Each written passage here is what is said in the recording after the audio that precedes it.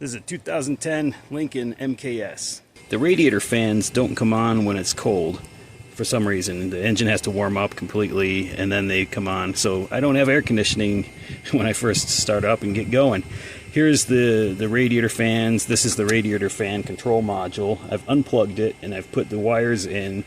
I've connected ground, positive, and the control wire. The control wire goes to the plug. The control is the white with blue stripe. Positive, which is the green with the red stripe. We've got ground, which is black with the gray stripe. I've got the battery charger connected to the battery. My tablet, yeah, it's a tablet, but this is the OBD2 scan tool. All right, I've got my computer or my scan tool hooked up to the engine computer, and I can control the speed of the fan right here from a tablet. I've got my voltmeter connected to the sense or the control wire. The control wire also goes down here to this plug. I can turn up the speed and then the voltage goes down. So the higher I turn up the percentage, the lower the voltage goes on the control wire. Okay, that's maximum fan speed control. So 0.655 volts right on the control wire going down to the fan module. And the fans are not turning at all right here. They're just sitting there, not doing anything. So I'm gonna say it's most likely the control module. I mean, yeah, I don't have the power coming out of here. These are hooked up straight to the battery. I think that does not make a difference because it's doing the exact same symptoms as it was before, which is not working when it's cold. I tested this once before with the same tablet actuating the fan speed, and it controlled the fans just fine, but I had driven it home from work not too long before. Alright, I'm calling it. I think it's a module. I will replace this, and that'll be proof positive if it works. I'll plug the fan back in and run another test. Okay, let's turn the fan on again.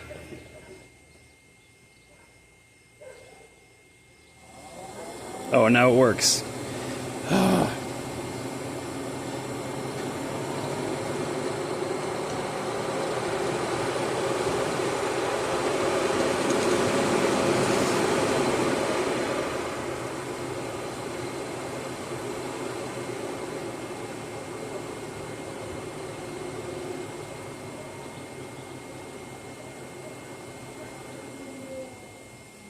Stuff like this will drive you nuts. Okay, now I don't know for sure what the problem is. Alright, now let's see if the air conditioner comes on.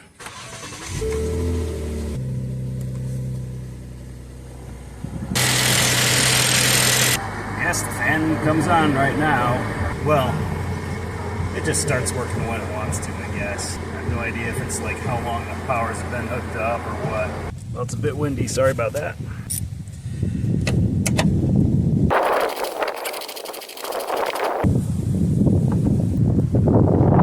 Well, that is broken.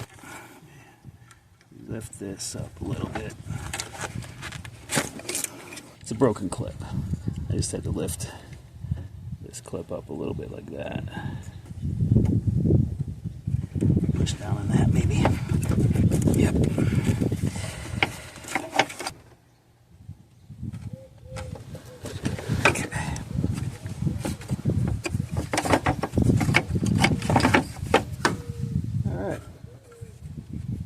Made in France.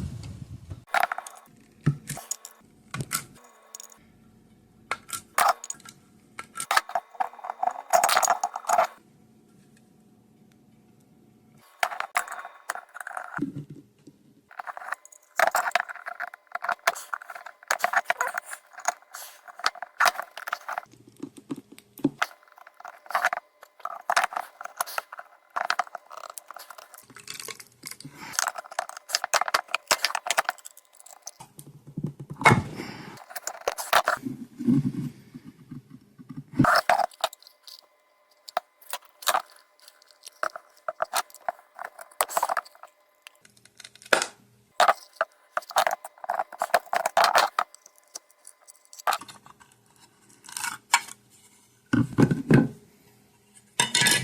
that's a lot of circuitry for a single control wire. So the control wire goes right here to here, and then connects right to this joint right here.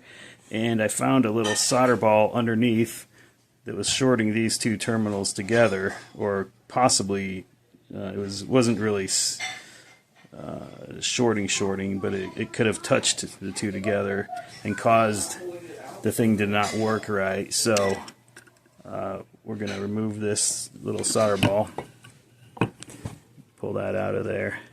This thing is really not repairable. Anyway, I ordered another one. It's on the way, so I'll just throw this back in the car and run it until I get the new one and install it. This is going to be just a temporary thing to put this back together.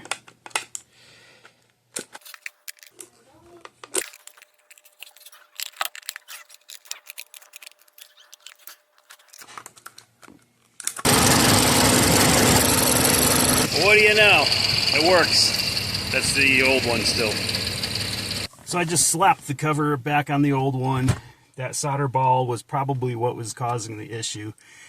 And I'll just run it until the new one comes in. Alright, I got a lot of goop on here.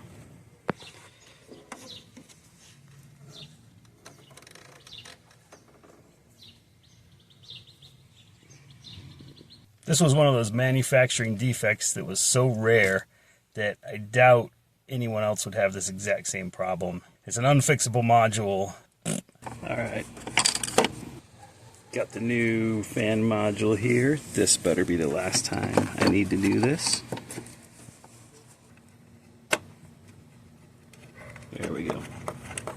I have one complaint about the replacement part. How long do you think that's going to last?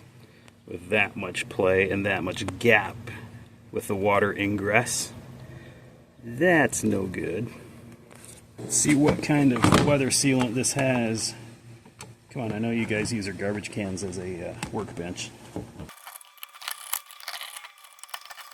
Okay, does this have anything to seal the water out? Well, it's not as sealed as the original one was. Oh. Yeah, that wasn't sealed. Yeah, no. Not if it just came apart that easily. And then this part right here, yeah, that's definitely not sealed. So between the plastic inner layer and the aluminum body, there is no sealant, and you can see straight through there. Here we go. Alright, I have some RTV all the way around here, and I also have it around the edge on the bottom side of the plastic.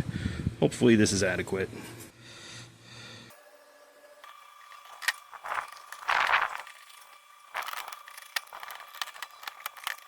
You know why mechanics complain about the quality of parts?